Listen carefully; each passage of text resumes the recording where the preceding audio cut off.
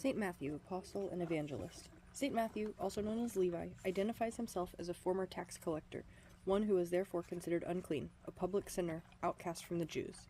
Yet it was such a one as this whom the Lord Jesus called away from his occupation and wealth to become a disciple. You can read about that in Matthew chapter 9.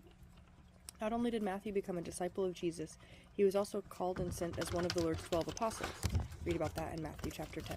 In time he became the evangelist whose inspired record of the gospel was granted first place in the ordering of the New Testament. Among the four Gospels, Matthew portrays Christ especially as the new and greater Moses, who graciously fulfills the law and the prophets, Matthew chapter 5, and establishes a new covenant of salvation in and with his own blood.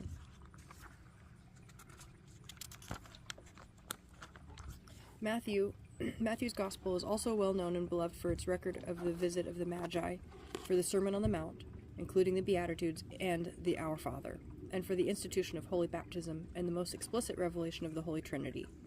Tradition is uncertain where his final field of labor was, and whether Matthew died naturally or a martyr's death.